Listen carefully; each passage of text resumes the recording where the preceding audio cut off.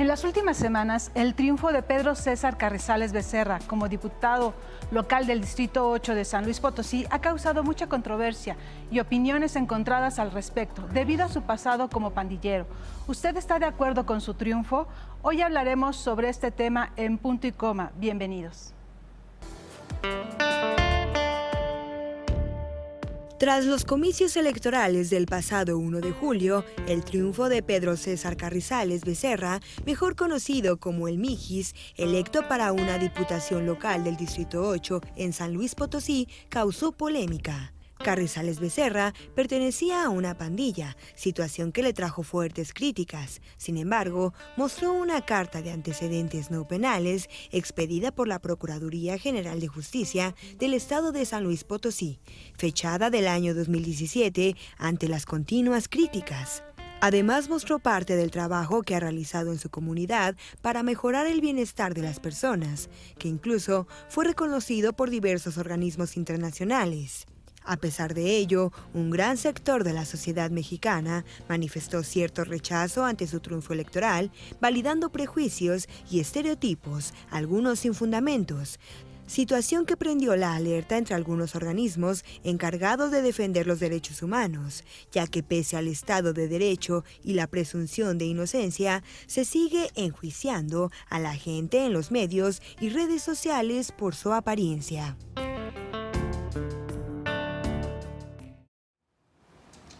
Bienvenidos a Punto y Coma, yo soy Lorena Rivera y justamente vamos a hablar sobre la figura del Mijis, este diputado que acaba de ser electo en San Luis Potosí y que su físico, su forma de ser ha puesto en el foco justamente un tema muy importante que es el de la reinserción social, justamente porque él perteneció a una pandilla allá en San Luis Potosí. Y para ello vamos a abordar el tema con Jimena Cándano. Ella es directora general de Fundación Reintegra. Bienvenida, Jimena. Muchas gracias. También está con nosotros mi compañera Paulina Silva. ¿Cómo estás, Lore? Qué gusto estar en esta mesa. Y pues sí, un tema muy discutido, muy polémico en los últimos días, este pasado de pandillero, justamente del Mijis, pero que además ahora ya lo convierte y lo usa a su favor. Creo que tiene una agenda muy interesante, si es que quédese con nosotros. Así es. Pues Jimena, esta cuestión de la reinserción social es muy importante, pero también hablamos de estigmas, como es el caso del Mijis. Justamente por ello, por todos los tatuajes que trae, nosotros relacionamos, o la sociedad en general todavía no está muy habituada a relacionar que la gente que trae tatuajes es tan común como cualquiera, nada más que es una forma o una manifestación cultural, expresión artística y mil maneras. En este sentido, el Mijis, ¿qué es lo que nos tiene? Mira, es muy interesante, ahorita les platicaba que creo que nosotros le hemos dado todavía más difusión al Mijis, porque la verdad es que ha sido una figura que a mí me ha gustado mucho el ruido que ha causado, porque la verdad es que somos pocas las organizaciones que llevamos muchos años trabajando el tema de la reinserción y el tema de no estigmatizar, volver a dar una segunda oportunidad, y hemos encontrado muy poco eco. Y gracias a él, pues el eco se ha amplificado y hemos podido hablar mucho más de este tema. Es curioso porque nosotros, una de las normas o de los temas que trabajamos mucho con los adolescentes en conflicto con la ley es el tema de que escondan tatuajes, aretes y demás, porque la gente sigue discriminando mucho. Y a mí me encantaría en un mundo ideal poderles decir, oye, la verdad es que puedes venir con el pelo naranja, los 500 aretes, 80 tatuajes y te van a contratar por tus habilidades. En México sí, todavía nos falta un gran camino, pero creo que nos falta un gran camino más en un tema generacional. O sea, yo sí ya veo a los más jóvenes que ya no juzgan tanto en el tema de tatuajes. O sea, sí tenemos otras formas de juzgar, pero como sociedad tenemos que empezar a trabajar mucho en eso. Sobre todo, uno de los lemas de Reintegra ha sido el de juzgar menos y amar más, y ver más bien a la persona lo que es y lo que tiene y no la apariencia que tiene. Porque pues ahora sí que caras vemos y corazones no sabemos. Claro. Y no necesariamente por los tatuajes o el estrato sociocultural una persona es buena o mala, sino pues habemos de todo en todos lados, ¿no? A mí me llama mucho la atención, Jimé, que justamente en esta campaña electoral, ya siendo candidato, el Mijis incluso fue golpeado por policías ahí en San Luis Potosí. Él tenía ya un origen como pandillero, sin embargo, bueno, pues fue muy polémico porque decían, bueno, ¿cómo un pandillero va a ser candidato a diputado local? Entonces él tuvo que sacar su carta de antecedentes no penales y por parte de la Procuraduría de allá de local en San Luis Potosí para demostrar que, bueno, sí era pandillero, tenía este origen, pero no necesariamente lo convertía en un delincuente. Claro. Ajá, y entonces esto habla de los estigmas, ¿no? Que además, no por haber, o sea, hay una desintegración social que no necesariamente tienes que haber cometido un delito como para estar fuera de la sociedad, ¿no? No, de hecho, nosotros lo que decimos mucho es, hay comunidades donde el delito y la violencia está totalmente normalizado. Entonces, ni siquiera es con la intención de cometer un delito, es simplemente, pues aquí se vende piratería, ¿no? Y pues eso es lo que se hace y eso hace mi tío y pues yo lo hago, pero no estoy pensando estoy cometiendo un delito o estoy cometiendo un delito al juntarme con una banda a pintar un graffiti o, ¿no? Y para esas comunidades y para esos jóvenes es algo totalmente normal. Porque al final del día, como sociedad y como gobierno, hemos fallado y los hemos ido expulsando de esta normatividad del estándar que tenemos. Exacto, del estándar que tenemos aprobado, los hemos ido empujando y han tenido que ir construyendo otras realidades. Y al final la pandilla tampoco necesariamente es mala o buena, o sea, depende mucho el ambiente, pero es el lugar donde encuentran pertenencia, porque no lo han encontrado en otro lado. Exacto. Claro. O sea, nosotros trabajamos mucho en la colonia Guerrero, llevamos 18 años trabajando en la colonia Guerrero. Por ejemplo, no hay una sola preparatoria en la zona. Entonces, pues al final terminan secundaria y pues no tienen qué hacer en el resto del día, porque no hay una preparatoria a la redonda. Entonces, pues empiezan a crear estas amistades que además se van volviendo hermandades, porque además, no, pues entonces ya el vecino no me cae bien y al final se acaban generando estas pandillas que pueden ser pandillas que si las enfocamos bien nos ayuden a salir adelante, que es un poco el trabajo que ha hecho el Mijis y otros muchos. A reforzar el tejido social. A reforzar ¿no? el tejido social o, pues sí, pues puede jalar hacia lo negativo, ¿no? Y depende mucho quiénes sean los liderazgos que estén ahí. Claro, y sobre todo que no se dejen corromper por aquellos, como el narcomenudeo, ¿no? Que está muy enfocado con las bandas aquí en la Ciudad de México. Justamente ese tipo de pandillas de jóvenes que por alguna situación como en Guerrero, que no hay preparatorias, que ya no pueden seguir estudiando, pues los van captando y los van seduciendo por la manera fácil de tener dinero y sobre todo para ayudarlos al delito que es el narcomenudeo. Dinero ¿no? y pertenencia que no les hemos dado nosotros. Claro. Aquí es muy interesante porque uno de los grandes retos y desafíos que tiene el gobierno federal y los locales es justamente que en los centros penitenciarios y de readaptación social sigue teniendo esta problemática de la reinserción social, ¿no? Porque un gran porcentaje de aquellos que salen vuelven a delinquir. ¿Ustedes qué están haciendo y trabajando con el Mijis? Porque él trae ese programa, ¿no? De reinserción. Fíjate, bueno, trabajando con él no hemos logrado tener una reunión, aunque sí lo estamos buscando. Nosotros llevamos 35 años trabajando en la reinserción social. Tenemos un modelo ya muy probado para trabajar con adolescentes en conflicto con la ley. Estos son jóvenes de 12 a 18 años que han cometido un delito y nosotros cumplen en adolescentes, la sentencia se le llama medida, porque la idea es que sea pedagógica, le ayude a aprender y eso lo ayuda a reinsertarse. Entonces, cumplen con nosotros la medida completa. Somos la única organización autorizada por el Tribunal y el Gobierno de la Ciudad de México para dar cumplimiento total. O sea, el juez por lo general marca 1, 2, 3 o 4 medidas y nosotros nos encargamos de las 4 medidas, pero además trabajamos con la familia y les hacemos un diagnóstico individualizado a la familia y al adolescente para ver qué se necesita trabajar para que puedan salir adelante. Y el 96% de nuestros jóvenes no vuelven a cometer un delito. Entonces, es un muy buen modelo que nos encantaría compartirlo a nivel federal y estatal. Y estamos convencidos de que la reinserción es posible. O sea, ni siquiera tiene que ver con el tipo de delito que cometiste. Es más la convicción que tú tienes y el trabajo que quieres hacer y verlo como una oportunidad y no como un castigo. Claro. Y ahí mucho también del trabajo que tenemos que hacer es con la sociedad, porque estamos acostumbrados a buscar venganza y no justicia. Y eso es lo que pasa con los centros de reclusión, que es, pues, tú cometiste un delito, te aviento al centro de reclusión y no me importa lo que pase contigo, sin pensar que, a menos que sea un delito de alto impacto, van a salir. Y la pregunta es cómo quieres que salga y cómo lo vamos a recibir como sociedad para que pueda aportar y pueda volverse un agente de paz, un agente de cambio, en lugar de alguien resentido que no tiene trabajo, que nadie lo va a contratar, que la familia lo abandonó. Pues, ¿cómo queremos que regresen? Y eso es algo que a veces siento que ni los gobiernos se lo preguntan, porque los presupuestos para reinserción son mínimos, el hablar del tema es mínimo, y estamos hablando de un chorro de mexicanos que van a salir y se van a querer incorporar a nuestro mundo y a nuestra sociedad.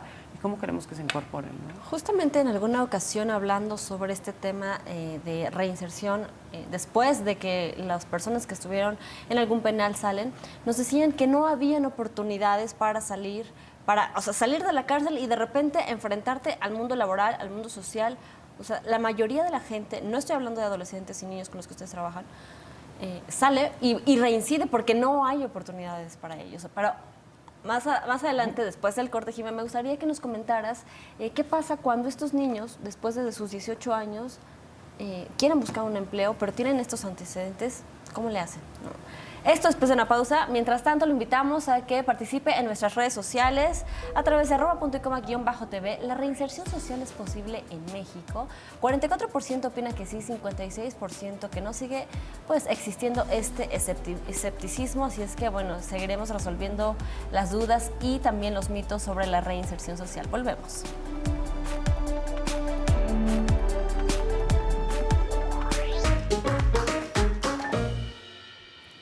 Seguimos hablando de reinserción social en Punto y Coma. Gracias por continuar con nosotros. Justamente Jimena Cándano, quien es directora de la Fundación Reintegra, nos decía una muy buena noticia. El 96% de los jóvenes, de los menores de edad, que están con ellos en esta asociación, no vuelven a reincidir, ¿no? Esta es una muy buena noticia. Así es que me gustaría, Jimena, que nos ampliaras esta técnica. ¿Qué es lo que hacen con los jóvenes, con los niños que están en conflicto con la ley, justo para que tengan estos resultados tan exitosos? Pues mira, originalmente nosotros trabajábamos con adultos cuando empezó hace 35 años y nos empezamos a dar cuenta que era mucho más fácil transformar a un adolescente porque está justo en proceso de formación.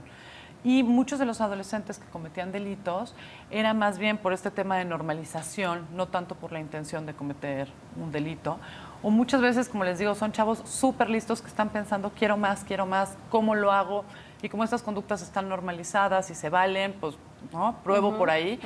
Y si logras detenerlo a tiempo y decirle, no, mira, toda esta inteligencia que tienes, todo esto que tienes para aportar, apórtalo en un sentido positivo para tu familia, tu comunidad y tu país. Y al mismo tiempo trabajamos con la familia. Por ejemplo, algo que trabajamos muchísimo es el tema de comunicación. Muchas mamás nos dicen, es que yo pensaba que pegándole a mi hijo, gritándole y tal, lo estaba educando. Siendo represora. Y hoy me doy cuenta que no, ¿no? O el otro lado, yo pensé que diciéndole que lo quería y que lo adoraba y dándole todo lo que yo podía y siendo la mamá más amorosa y sobreprotectora, ¿no? Lo estaba ayudando. Y hoy me doy cuenta que no, ¿no? Entonces es un tema de, se necesitan límites, pero límites desde el amor, no desde el enojo. ¿Y cómo te vas a comunicar? Incluso tenemos una dinámica que los jóvenes preparan la comida un jueves y comen con los adultos, y el siguiente jueves los adultos preparan la comida y comen con los jóvenes, y es sentarte uno enfrente del otro a dialogar. Comunicación. Que puede parecer algo muy simple. Obvio, ¿no? Pero es algo que ya no se da. Y entonces volver a recuperar esta parte de qué estás haciendo de tu vida, cómo te sientes, estás a gusto, no. Esa es una parte esencial. La otra es el tema de adicciones. Sí sabemos que el consumo de cualquier sustancia, desde alcohol hasta drogas ilegales, es un foco muy rojo que puede llevar a la comisión de algún delito. Y por último es como el entender que eres parte de una comunidad, ¿no? Que cuando le haces daño a otro, qué es lo que pasa y qué sentirías, trabajar mucho la empatía, qué sentirías si te pasara a ti.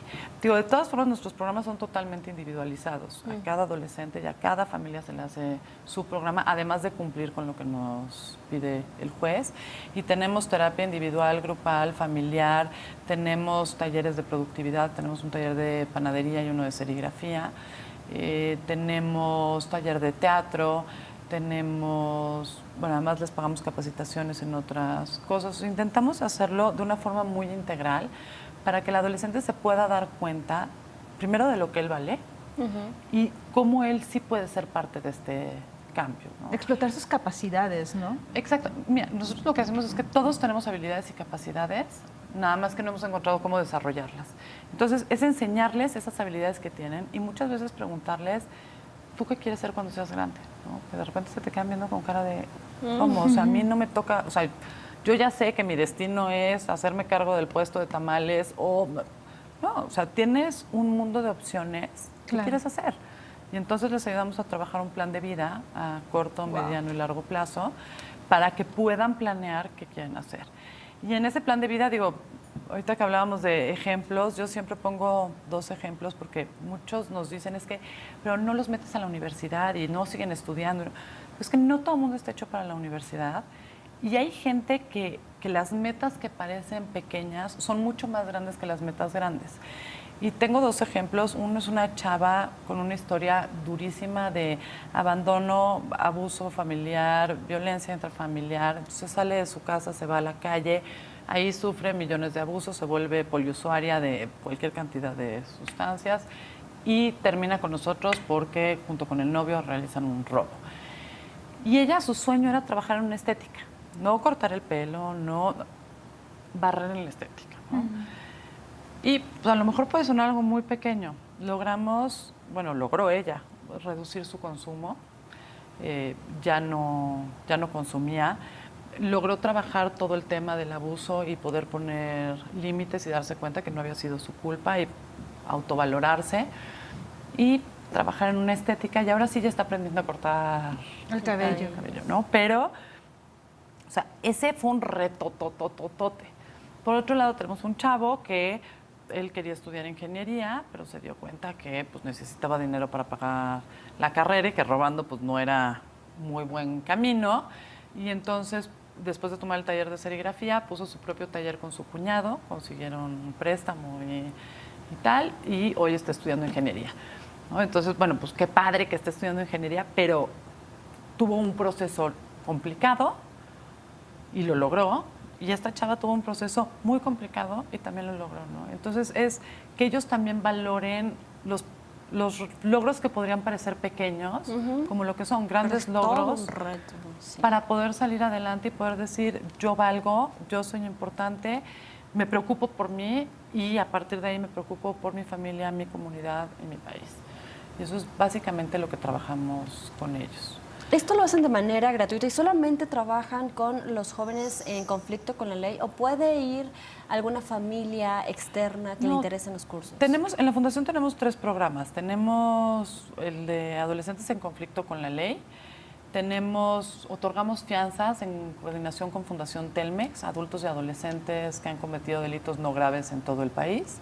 Y tenemos un programa de prevención comunitaria en la Colonia Guerrero, que atiende Guerrero y Barrio de la Lagunilla, y bueno, cualquier persona que quiera asistir. Y también en el programa que tenemos de prevención de adolescentes en conflicto con la ley, también atendemos prevención en algunos casos particulares que nos mandan escuelas o papás que nos buscan. Es totalmente gratuito. En el caso de prevención comunitaria sí hay cuotas de recuperación, que son pues, bastante mínimas, pero sí es como para pagar papelería y Sí, sí, tal, sí, igual. claro. Son simbólicas y también para generar un compromiso, ¿no? Que es muy importante en el porque trabajo todo aquello social. que es gratuito, generalmente hay veces que causas también un mal, ¿no? No se valora. Porque debe haber un esfuerzo para poder salir adelante y tener un proyecto de vida, ¿no? Y sobre todo mejorar también, Exacto. ¿no? Y estamos abiertos, por desgracia, solo atendemos en la Ciudad de México. Nos urge poder compartir nuestro modelo en otros estados. Jime, Hace un momento te preguntaba, ¿qué pasa cuando estos jóvenes, cuando los niños, los adolescentes, cumplen 18 años, en el mejor de los casos comienzan una carrera universitaria, van, piden un empleo, ¿ellos tienen antecedentes penales? No, en el caso de adolescentes no existe registro de antecedentes penales, que eso es una de las cosas que les explicamos. O sea, tú ahorita ya viste lo que es perder tu libertad, ya valoraste lo que es ser libre. Las medidas son mucho más cortas, la medida más larga es de 5 años y además por lo general se privilegia la libertad. Entonces, se favorece mucho el que el adolescente pueda aprender de esta experiencia y salir adelante.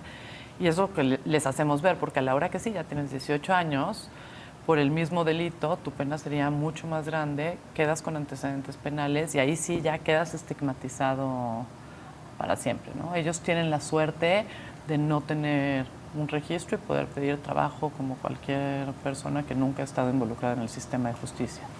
Pues, ¿qué les parece si hacemos una pausa y regresamos con este tema de la reinserción social y el trabajo con los jóvenes adolescentes y la importancia que es que no reincidan en la cuestión delictiva? La pregunta es, ¿la reinserción social es posible en México? Nuestra cuenta de Twitter es @puntoycoma_TV. El 54% dice que sí, el 46% dice que no. Regresamos en unos minutos.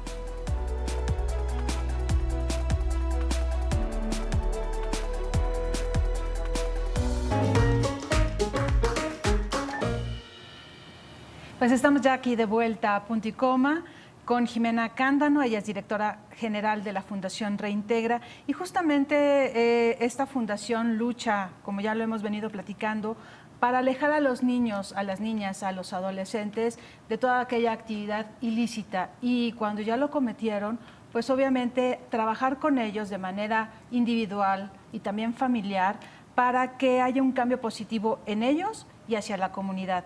Hay problemáticas en los programas de reinserción en el país.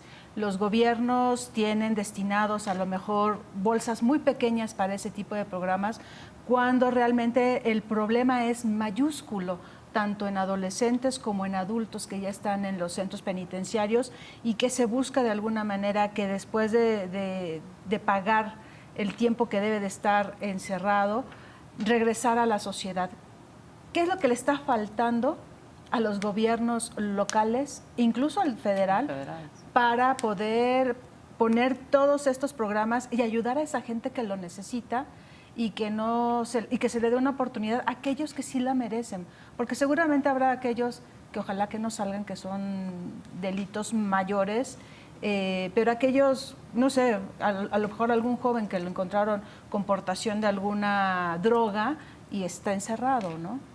Yo te diría, digo, en el tema de delitos es muy difícil hablar porque, sí, cuando te dicen homicidio, ¿no? El primer pronto es, no, bueno, por supuesto que refúndanlo, ¿no? Y cuando te dicen, híjole, pues es que fue una mamá que llegó y encontró a su pareja abusando de su hijo de 3 años y entonces lo mató, dices, híjole, ¿no? Pues a lo mejor...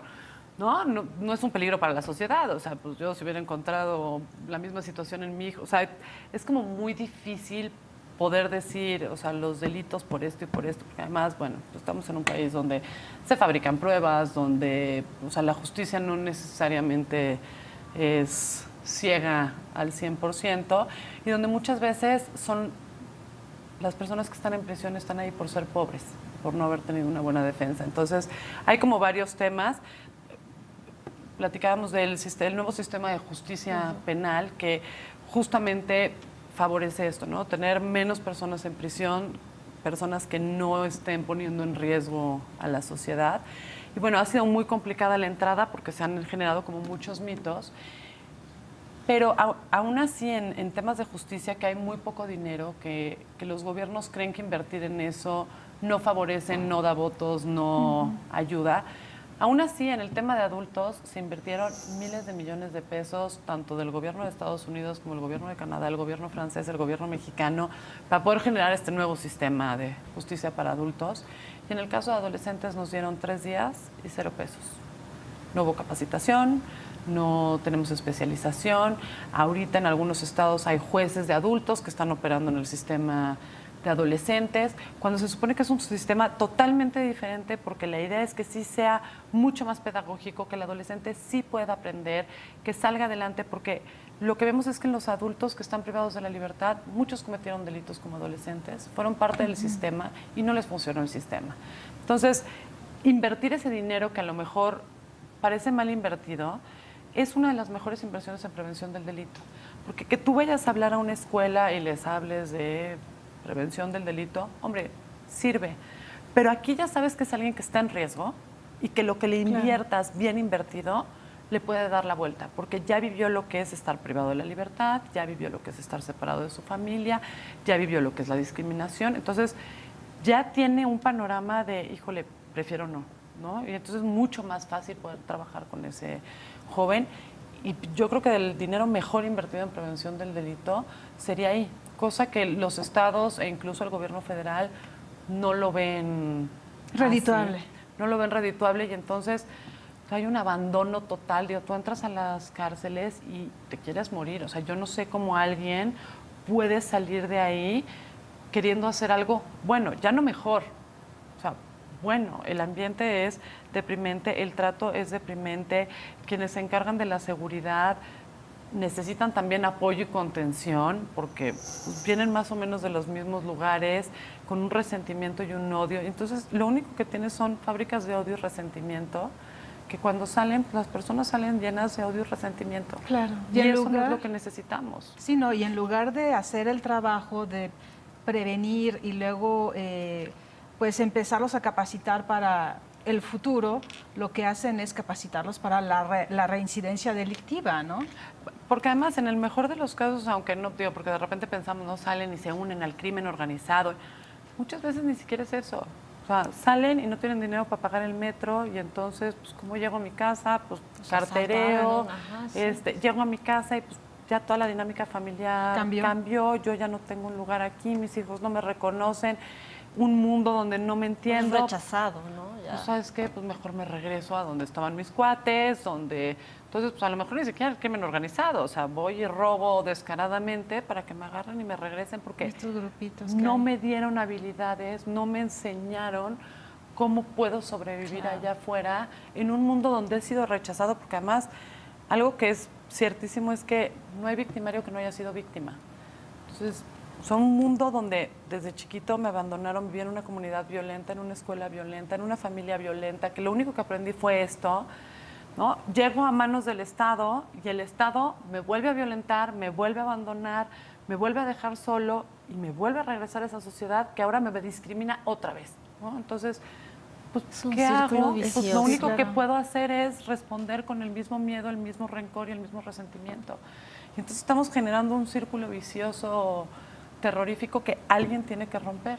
O sea, por ejemplo, en Ciudad Juárez, cuando se hizo el programa de Todos Somos Juárez, los empresarios decían, no, yo contrato a quien sea, ¿no? Y un día platicando con un empresario nos decía, es que nosotros ya nos dimos cuenta que si discriminamos al chavo banda, al chavo tatuado, al chavo que está en la esquina, mañana nos va a salir mucho más caro en términos de violencia y delincuencia que si le doy chamba y me quito mis prejuicios de tiene un tatuaje o vive en tal colonia o es de tal. Y a la hora que empezaron a darle la vuelta a Ciudad Juárez, quien la sacó adelante fueron los jóvenes.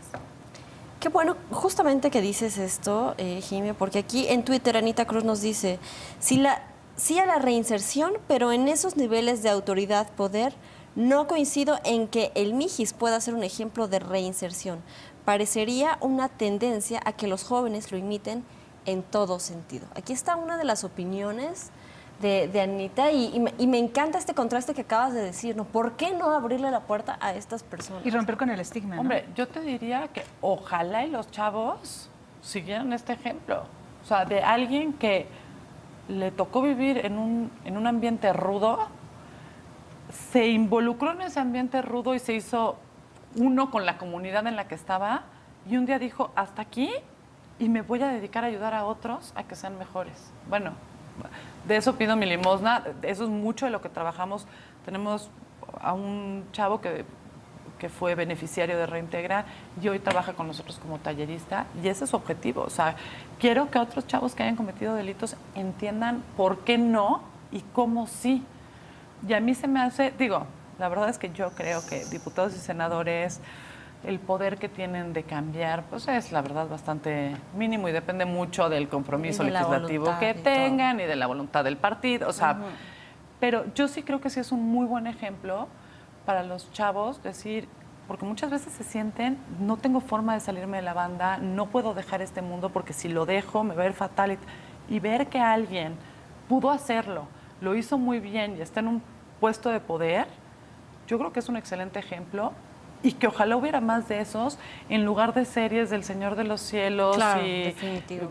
tururú, que Todos los eso narcos, sí claro. crean Que enaltecen, apología del ajá, delito sí, claro. y enaltecen al narcotraficante. A nosotros muchos chavos nos dicen, oye, pues es que yo quiero ser como él, ¿no? Claro. No, pues yo ya quisiera que me dijeran quiero ser como el Mijis y dedicarme a ayudar a otros jóvenes en situación de vulnerabilidad a que salgan adelante. Pues sí, lamentable la idea la que estamos insertando en los jóvenes, toda la sociedad, los contenidos que se están generando, que justamente pues la única salida que le dan a los jóvenes es para tener dinero, conviértete en narcotraficante. Pero bueno, seguimos hablando de este tema y nos interesa muchísimo conocer su opinión y sus votaciones de nuestra pregunta del día. ¿La reinserción social es posible en México? 53% opina que sí, ya subieron los números, 47% que no. Pues siga votando, participe, volvemos a Punto y Coma.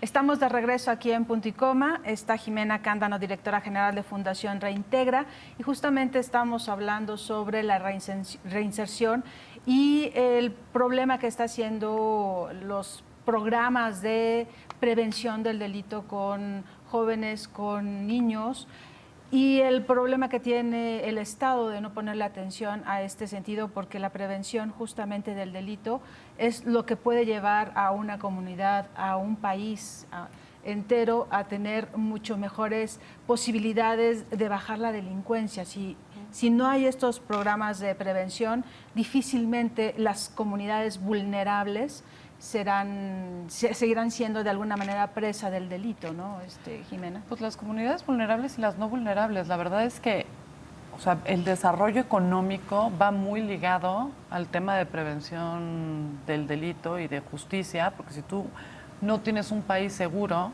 pues la gente no quiere invertir. Digo, y lo hemos visto en estados como en Guerrero, que FEMSA y PepsiCo están retirándose porque no tienen ni siquiera las medidas mínimas de seguridad.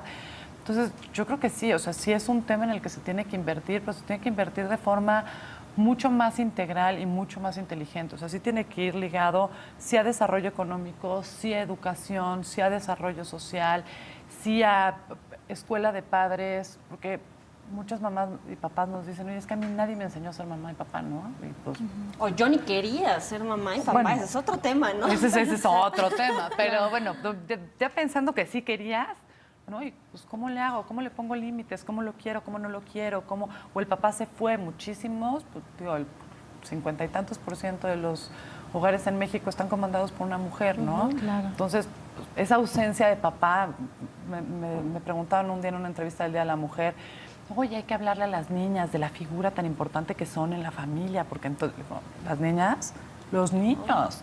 O sea, hay que decirle a los papás la figura tan importante que es un papá presente, que atienda, que dé o sea, que dé la imagen que tiene que darle a los hijos, que les dé acompañamiento, que les dé... Eso nos está faltando muchísimo. Sí, ¿no? justamente te voy a leer un comentario de un seguidor de la cuenta de Punto y Coma, de Pepe. Dice, la sociedad es nuclear, muchos caen en la delincuencia, son los más alejados por sus familias, sus amigos, la sociedad.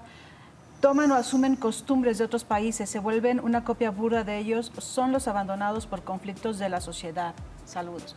Es esto, ¿no? O sea, la misma familia puede alejar a alguien y hacer que cometa un delito, ¿no? Por esta falta de comunicación y de vínculos. No, y más bien te digo, o sea, de normalización. O sea, porque cuando tú ves que es un adolescente y el papá está en la cárcel y el primo está... es que es lo que ha visto siempre. Pero ahí la pregunta es, ¿dónde estaba la sociedad, dónde estaba el gobierno cuando ese papá era joven, ¿no? Cuando ese papá creció, cuando ese papá tuvo un hijo, con ese hijo, o sea, ¿dónde hemos estado todo este tiempo? Que hemos dejado que este problema crezca y crezca y crezca. Porque de verdad, yo veo a muchísimos papás y mamás amorosísimos acompañando a sus hijos en estos procesos. O sea, no necesariamente es ese estigma de el niño abandonado en la calle. No, o sea, hay familias que sí les interesa, que sí les importa. Sin embargo, el hijo se vio en este tipo de conductas por millones de factores. Hombre, uno también es pues, este tema de la adolescencia, del reto, ¿no? Claro. de que verdaderamente neuronalmente no tienen control de impulsos, ¿no? Y de ahí pues, se derivan muchísimas cosas.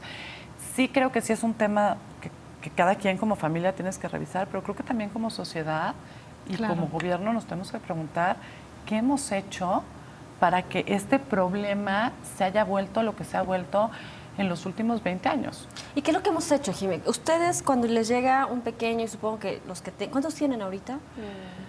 Varía mucho porque depende del cumplimiento de medida, pero tenemos como 100 en promedio al mes. Bueno, de estos 100, ¿cuál es la principal razón por la que cayeron en conflicto con la ley? Y si hay algunas características que como padres o como familiares o personas que rodeemos a estos niños podemos identificar. Que hay un foco rojo. Ajá. Mira, te diría exacto, mira, conductas de riesgo, te diría es consumo de sustancias, abandono escolar, mal uso del tiempo libre y falta de comunicación y falta de límites.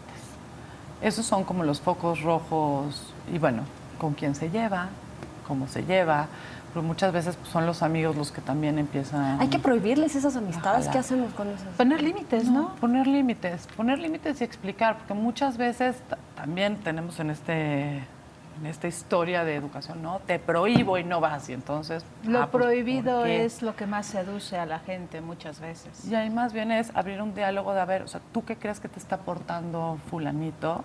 ¿Tú crees que el camino por el que va es bueno o no? ¿Qué crees que va a pasar si sigues por ahí? Y a lo mejor si tú no sabes cómo entablar ese diálogo, buscar a alguien, alguna organización, algún psicólogo, algún lo que sea, que te pueda ir ayudando en ese acompañamiento. Y es tener el canal de comunicación abierto con tu hijo para decir, oye, papá, fíjate que el otro día fui con mis amigos y vi que hicieron, compraron cervezas y somos menores de edad. Bueno, ¿tú cómo lo ves? ¿Tú qué crees que debiste haber hecho? ¿Por qué crees que está bien o por qué crees que está mal? Y que la reflexión la vaya haciendo él, pero siempre con un canal de comunicación abierto y con límites claros. Porque al final los límites, desde el más chiquito hasta el más grande, es algo que te da seguridad. Puede no gustarte que te los pongan, pero sí te da seguridad de saber en dónde estás. Y quizá eso es también lo que falta mucho en las escuelas, ¿no? En las primarias y en las secundarias, que tengan este tipo de pláticas donde se hablen de diferentes conductas que pueden generar problemáticas, ¿no? Así como tienen talleres talleres de diferentes actividades o deportes o música, pues platicarles acerca de esas conductas que los pueden llevar a estar más cerca de un conflicto con el delito, en lugar de seguir creciendo, ¿no? Y mira, yo te diría que más bien habría que replantear el tema de educación. Yo a veces pienso, ¿no? A ver, ¿de qué me sirvió aprenderme los films y subfilms del reino Fungi? ¿No? Si no te enseñan autoconocimiento, autoestima, empatía, cómo vincularte con alguien, comunicación asertiva. O sea, esas cosas sí te sirven en la vida. Digo, lo otro, que padre, el que estudie biología, pues le servirá muchísimo, pero al final del día, sí, en los sistemas educativos nos estamos olvidando de desarrollar las habilidades más básicas, que son las que nos van a ayudar a salir adelante. Es la herramienta, claro. En la vida, o sea, el decir, cuido mi cuerpo, me cuido a mí. La mente. Cuido mi mente. Bueno, en temas de salud mental en México estamos en pañales. Ese tipo de cosas, híjole, a veces digo, pues igual ya está más importante que aprenderte el baldor al derecho y al revés, ¿no? O que los maestros supieran cómo desarrollar eso a partir de matemáticas, biología, química, física. Eso sería una muy buena reforma educativa, ¿no? Para nuestro país, que esperemos que alguien del Congreso, del próximo Congreso entrante, nos esté viendo y que diga, bueno, si vamos a echar para atrás la reforma educativa, bueno, pues ahora hay que implementar estas cuestiones. Nos vamos a un corte y los invitamos a que participen en nuestra cuenta de Twitter, @puntoycoma_tv. La reinserción social es posible en México, 54% que sí, 46% que no. Volvemos.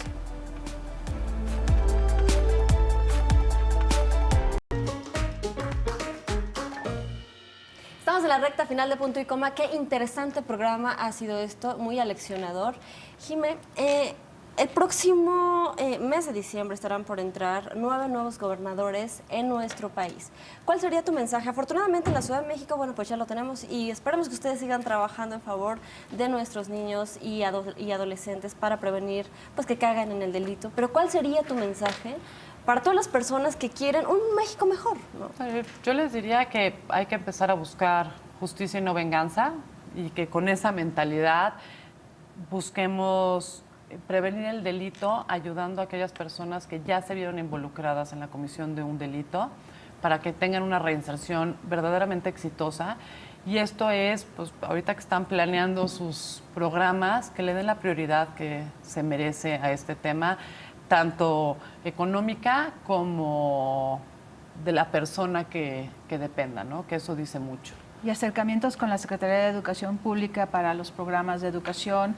Finalmente, la reforma educativa a lo mejor se puede mejorar y ayudar y acercarse con ustedes para ver qué es lo que hace falta para que los niños tengan estas herramientas que los ayuden a cuidar, como decíamos, su mente, su espíritu, su cuerpo y tengan un mejor desarrollo y un mejor futuro. Sí, a nosotros nos encantaría no sé en el equipo de transición, no hemos logrado averiguar quién está en la parte de educación, pero sí nos encantaría trabajar, tenemos un modelo de educación para la paz y la idea es trabajar con los adolescentes, pero también con los maestros y ayudarles a los maestros a tener estas herramientas para poder trabajar con los adolescentes y poder fortalecer estas mismas habilidades en los adolescentes. Y nosotros estamos, bueno, más que puestos para compartirlas y ayudar en lo que se pueda, porque al final pues, nuestra intención es lograr un México más justo y más seguro.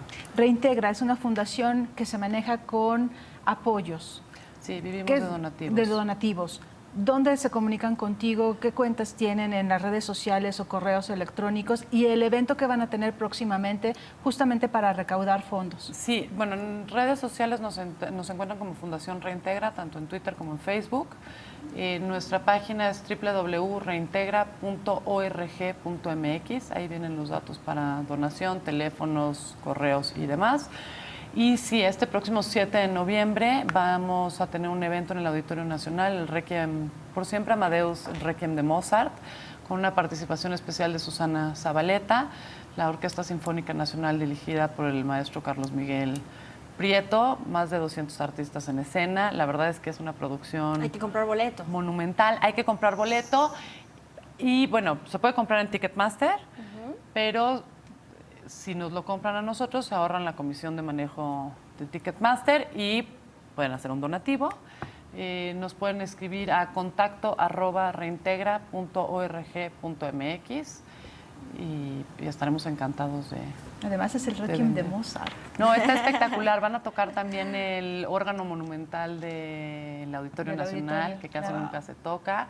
Entonces va a estar muy, muy interesante. Va a estar Rasta Thomas como primer bailarín.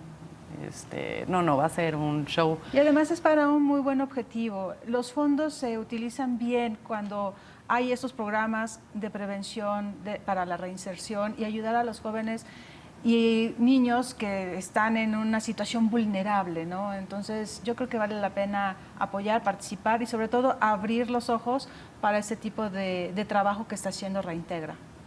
Sí. Y sobre todo, días antes de ese 7 de noviembre, Jimé, a nosotros nos gustaría que pudieras traer a alguno de los chicos, chicas con las que ustedes trabajan, para que nos muestren este cambio, ¿no? Y que ellos mismos nos cuenten cómo ha cambiado su vida con esta asociación, si es que quieren también No, participar, ¿sabes qué? Nosotros felices, un poco el tema que tenemos es que por temas jurídicos no pueden mostrar Ya. rostro. Entonces, luego eso como que lo hace un poco... Sí, porque O son aquellos que menores ya, de o edad. aquellos que ya Podemos se vieron checar si alguno beneficiados, mayor de edad quiere... quisiera y que nos Estaría contara su increíble. experiencia, ¿no? ¿Qué fue el delito o aquella cosa que lo llevó a estar encerrado un rato de chico y ya ahora como adulto, como gente joven adulta, qué es lo que está haciendo y cómo le cambió la vida trabajar con ustedes? de Sí, claro, cerca? felices. Por lo pronto aquí Steph Proud Home dice, hay muchos programas para la reinserción, pero la primera limitante es la familia. Mientras sigan consintiendo dentro y fuera de las cárceles, no habrá un cambio. Los primeros en romper las reglas en los centros penitenciarios es la familia. Pues ahí está otro comentario.